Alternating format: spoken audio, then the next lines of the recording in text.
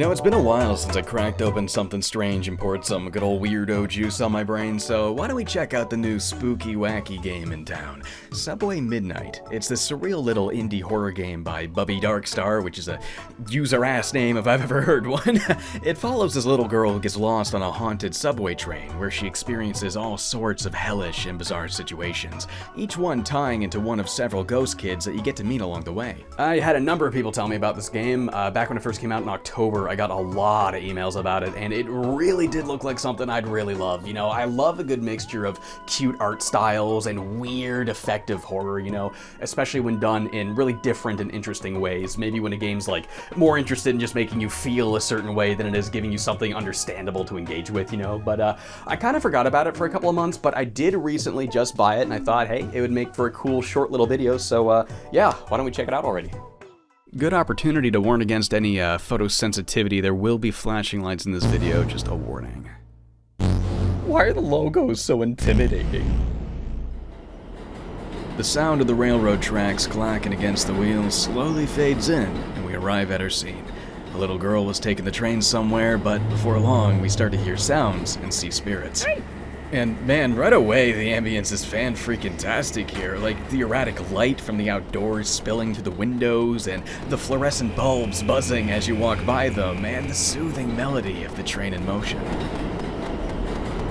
I can already tell we're gonna have a good time soaking all this in. The gameplay mostly involves simply moving forward. Each train car will present us a different series of visuals, and we simply have to walk by it. You know, just stuff like walking through an uncomfortably full train car and squeezing past this entire family of towering behemoths before a harsh red light casts a shadow of something getting chased. Subway Midnight. Once you're done with the freaky deaky intro and we've gotten a little slice of what it's like to be alone and afraid and surrounded by weirdos, we then start for real with the actual protagonist, Liz. I don't even know if it says that's what her name is in the game at all. I only know that's her name because I saw a advertisement for a cute little Liz plush on the Steam page, and I saw that after I beat the game, and I was like, oh, that's what her name is. There is no spoken dialogue in this game whatsoever. Everything is conveyed either through pantomime or some sort of abstract visual, and that's really cool. It's a very visual-focused game, so it makes a lot of sense to try and use that to get across what's going on. Alright, so we make our way through the cold and empty subway station, void of all color. A lone orange button calls out to us. We press it and march onward past the turnstile. And then, we see someone.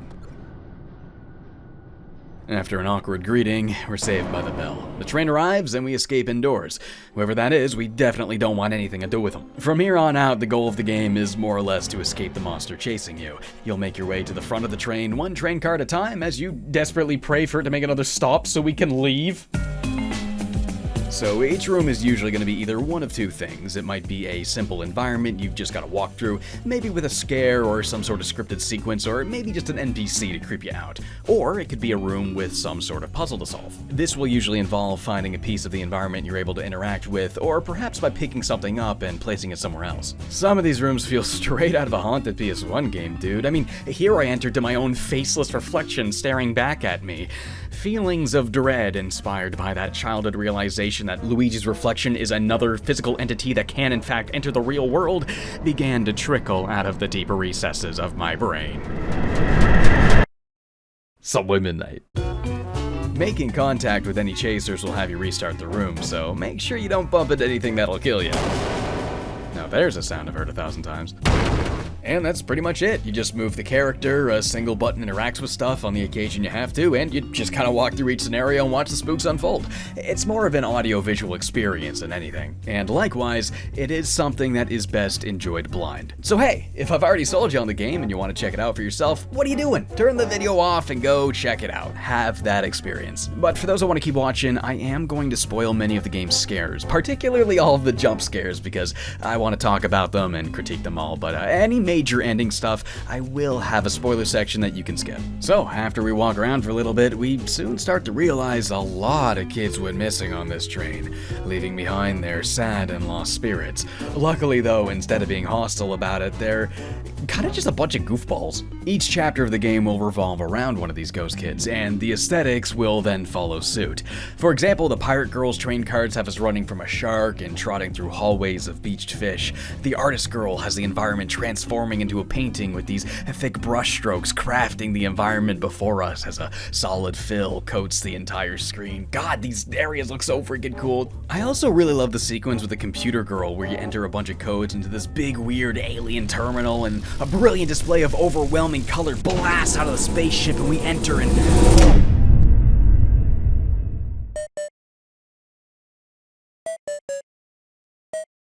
Subway Midnight. I just kept typing in random codes and completely weird random shit kept happening. Like, I was having such a blast just seeing what I could make the game do. The puzzle here is also, I guess, somewhat interesting. Like, you don't actually have to enter a certain code to progress. That's what I thought you had to do, but that's, I guess, sort of a red herring. No, you just like keep hammering away at it and eventually the game will just decide to move forward.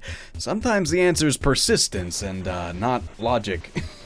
And while the lack of a coherent goal may be seen as something annoying to some players, I think the overall experience benefiting from instilling certain emotions in the player can be widely more valuable than just the gameplay itself here. I mean, all you do is move a character around.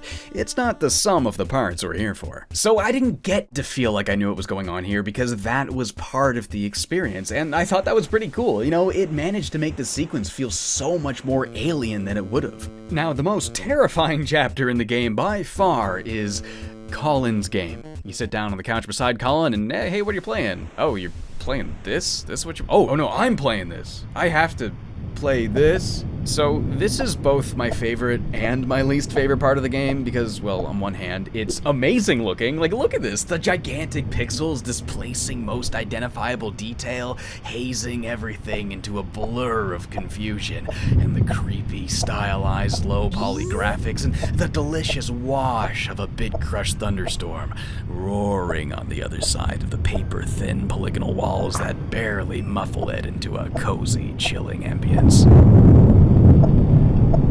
Oh, I had some major chills walking slowly through these halls, battling with a clunky movement that only allows you to slowly turn and walk forward. Backing up is not an option. Oh, the way you gotta slowly pull your view in each direction, it makes every turn of the head a gradual unveil as to whether or not you're safe. Toilet. Scared the shit out of me. Now, what also makes me kind of hate this part of the game is that it's the only part of the game that very heavily relies on shitty, cheap jump scares. This first one I've got very mixed feelings about. You walk in this door here, and you're immediately treated to this ear-trembling, anxiety-inducing scene of vibrating reds and gory textures, and it's loud. It's really loud. It is way louder than the rest of the game. I mean, for crying out loud, look at the audio waves in the editing timeline here. If I didn't quiet that, I would have blown your friggin' eardrums out. I would have done this very differently. So what I would have done, I would have had the volume start at 0 when you enter the room, and I would have had the volume be based off of how close you are to it. So the closer you get to the estranged, violent, vibrating object, that makes the volume get up and get more intense. But you also need some sort of gentle push as well. So on top of that, I would have created this invisible gravitational force that just kind of like drags you slowly towards it. So before you know it, it's like, what's going on? Is it getting bigger? No, I'm getting closer. It's getting more. What's that? Do I turn around? That would have created the exact same emotional response, the same confusing, intense fear, but without that initial burst, explosion of anxiety. They just had to shove up your ass for no other reason than it's easy to do, so they could. Maybe I'm acting way too angry about this, but I mean, is it too much to ask for a horror game to just fuck me gently, you know what I mean? Like, I was shitting cement bricks just walking through those hallways, and then this sudden emotional crescendo just deletes it all. You know, like I'm feeling way too much within a span of a tiny few seconds, and then it just soon vanishes. It's like you leave me with the scene that I now know cannot hurt me and have no reason to continue feeling scared of, because the scary part already happened. What's left to feel anything about? And it's a shame too, because this thing here is so amazingly nightmare-like. You know, like I've pretty much seen this thing in my nightmares. You know, like when a regular dream just decides for no reason that one object or one room, this is now the embodiment of fear itself. You know, it's not anything. You can't identify it, but you know it's red, you know it's angry, and you know it violently rattles you when you're near it. I've had that happen in a ton of my dreams, and it was really cool seeing a game like almost recreate that sensation. Alright, so now the other jump scare I'd like to warn about here occurs in the basement. So again, this had me crap in my pants. I was walking down those stairs into this pixelated open void. I can't even tell where you're going, like what's what, where's where. I don't feel safe. Now, as long as you have not yet picked up the only item down there, you are perfectly safe. Nothing can happen until you've grabbed this diamond. So you grab it, you start walking back to the stairs, and 3, 2, 1... Okay, so as far as jump scares go, it's cool. I like the character, it's weird, it's fitting, and the bizarre nature of its design instills confusion. And the game crashing on you is a very effective scare, since they did do the proper build up to it. But did it really have to be so freaking loud? Again, the initial startle, it knocks the feelings I want to feel right out of me. Like, am I the only one that comes out of being startled with a lessened feeling of fear following? It's like you squeeze it all out of me at once, instead of letting it slowly trickle out and create some uncertainty and stuff, you know what I mean? Instead of making him fly at me, you could have just put him there and made him do nothing. I would have found that way scarier if I turn around, there's this weird thing behind me, and I just gotta walk past it and convince myself it maybe might not hurt me. Or you know what? You could cause even more fear-inducing confusion if you made the character, like, present to you a game mechanic within the game's world that you couldn't make sense of, and then you had to have a thought process that couldn't go anywhere, and then he does something else, you know? There's way more creative and effective ways to do this, and it makes me pretty disappointed that they just threw them at you, played a loud sound, and called it a day. I mean, they even have the nerve to get you with it again when you're doing a second playthrough. Right after this door right here early on, turn the volume down. Yep, just an extra fuck you to catch you off guard when you replay the game. And a fun idea, but the execution is just as cheap. During each chapter, there's always going to be some extra optional thing you can also do to make the ghost happy. I guess you could kind of view it like making amends and solving whatever was troubling them when they passed on. What's-her-face wants to get over her artist block, Benny just wanted somebody to appreciate his performance, this girl wants you to pet her dog a bunch. It's not always the deepest thing, wasn't really sensing any particular themes or anything. It seems to be more lighthearted with the story, so don't expect the psychological study that comes with games like Yume Nikki and Omori. This is more so interested in just being goofy and spooky. And that's something the game does a really good job of, like between all of the harsh imagery and all the scares, you got all these silly little moments with each ghost kid that inject a much needed sense of comic relief into the formula. Anyway, if you want the best ending, you're gonna have to figure out what that extra thing you can do for each ghost is. For example, for Benny, it's as simple as picking up these flowers earlier so you can toss them to him later, and sometimes it's a little bit more complicated than that, like having to find a hidden paint bucket on every screen here. The puzzles involved in some of these can be pretty annoying. Like, rotating the stage a certain way to get this is one thing, but putting you in a room full of invisible crowds and asking you to somehow navigate it, and on top of that, yeah, you gotta click on all these paintings in the right order. Oh, you got one wrong? Do it all over. What are you talking about? This is total trial and error, at least as far as I know, man. Like, I was throwing myself at these over and over and over before I found out the order. And every time you restart, you have to remember where all of these freaking invisible people are again. Like, it's just let me through, Christ! Now that's an optional thing, but some of the trial and error isn't optional. This part here, again, it's one of my favorite parts for one reason, but also one of my least favorite parts for a different reason. Now, I am just in love with this scene visually. I cannot explain it, but I feel like I've been here, like somewhere in my brain, in my dreams, somewhere, somehow, I have been here.